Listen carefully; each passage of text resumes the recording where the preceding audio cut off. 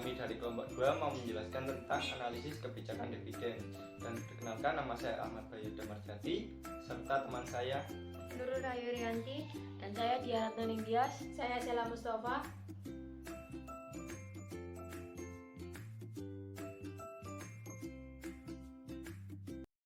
Pengertian dividen merupakan salah satu keputusan penting untuk memaksimumkan nilai perusahaan di samping kebutuhan investasi dan struktur modal atau keputusan pemenuh dana.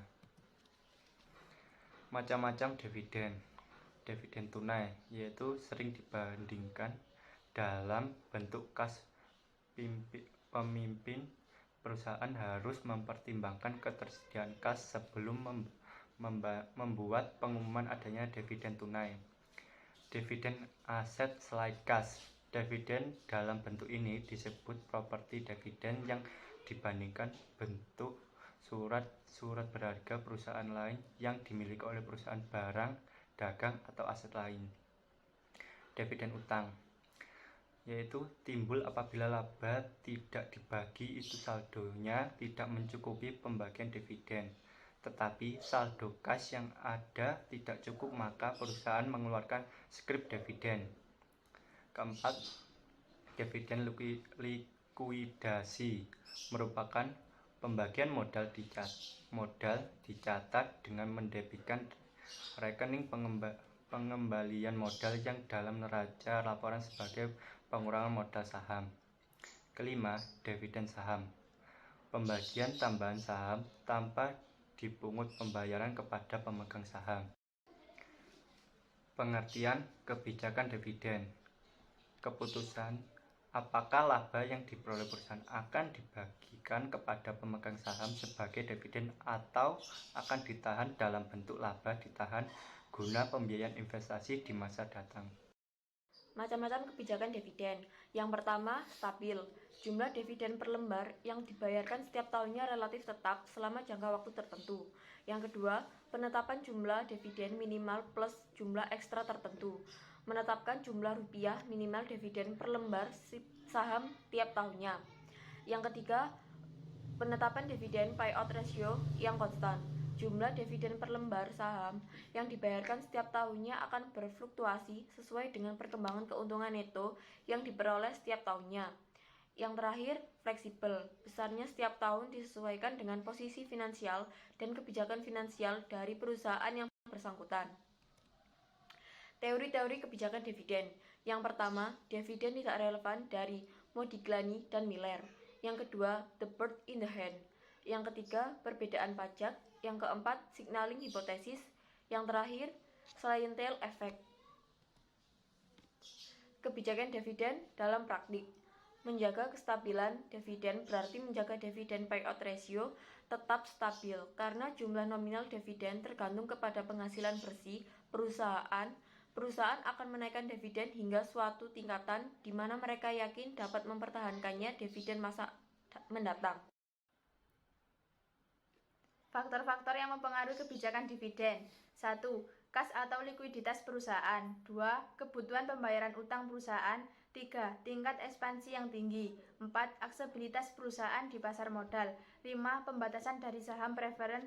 6. Kebutuhan dana investasi. Stok repurchase, stok dividen, dan stok split. 1. Stok repurchase, yaitu perusahaan dapat mendistribusikan pendapatan kepada pemegang saham dengan cara membeli kembali saham perusahaan.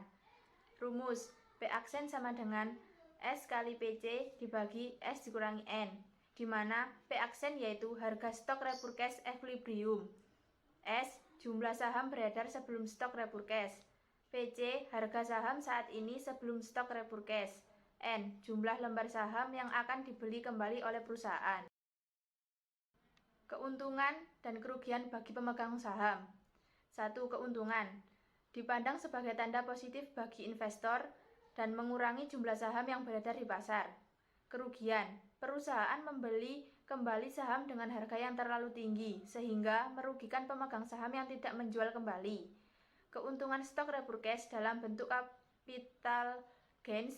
Kerugian, perusahaan membeli kembali saham dengan harga yang terlalu tinggi, sehingga merugikan pemegang saham yang tidak menjual kembali. Keuntungan stok repurchase dalam bentuk capital gains, padahal sebagian investor menyukai dividen. Gains, padahal sebagian investor menyukai dividen. Bagi perusahaan, keuntungan 1. Menghindari kenaikan dividen. 2. Digunakan sebagai strategi untuk mengacaukan usaha pengalian perusahaan. 3. Mengubah struktur modal perusahaan. 4. Saham yang ditarik lagi dapat dijual. Kerugian 1. Dapat merusak image perusahaan. Setelah stok repurchase, pasar mungkin merasa bahwa resiko perusahaan meningkat sehingga dapat menurunkan harga saham. Stock split dan stok dividen. Stock split adalah tindakan perusahaan memecah saham yang beredar menjadi bagian yang lebih kecil. Stok dividen adalah tindakan perusahaan memberikan saham baru sebagai pembayaran dividen. Jika tidak ada keuntungan secara ekonomis, mengapa perusahaan melakukan stock split dan stok dividen? Stock split dilakukan untuk menjaga agar harga saham tetap berada pada optimal price range. Harga saham yang tinggi akan menyulitkan investor untuk membeli saham tersebut sehingga dapat menurunkan permintaan. Stok dividen digunakan perusahaan yang ingin menghemat kas atau perusahaan dalam kesulitan keuangan. Perbedaan antara stok split dan stok dividen. Stok split merupakan pemecahan nilai saham ke dalam nilai normal yang lebih kecil, sehingga jumlah lembar saham yang beredar bertambah. Stok dividen merupakan pemindahan buku dari rekening laba ditahan ke dalam rekening modal saham. Persamaan antara stok split dan stok dividen. Keduanya mengakibatkan jumlah lembar saham yang beredar bertambah. Tidak terdapat pendistribusian kas dalam kedua bentuk tersebut. Tidak terjadi perubahan pada total modal sendiri, hanya komposisinya yang berubah. Syarat pembayaran dividen. 1. Legalitas dividen. Legalitas dividen dapat ditentukan dengan melihat hukum suatu negara yang berlaku. 2. Kondisi keuangan.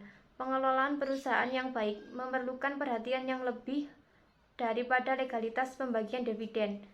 Pertimbangan harus diberikan pada kondisi ekonomi tertentu, terutama likuiditas. Kendala pembagian dividen. 1. Perjanjian kredit. Perjanjian kredit biasanya membatasi pembagian dividen dari laba yang dihasilkan sebelum pinjaman dilunasi. 2. Ketidakcukupan laba. Pembagian dividen tidak boleh melebihi laba ditahan pada pos neraca. 3. Ketersediaan dana. Dividen tunai hanya dapat dibagikan dalam ketersediaan uang tunai. 4. Denda pajak atas penimbunan laba yang tidak wajar. Untuk memecah agar orang kaya tidak menggunakan perusahaan pajak pribadi, perusahaan pajak membuat peraturan khusus mengenai penimbunan penghasilan yang tidak wajar.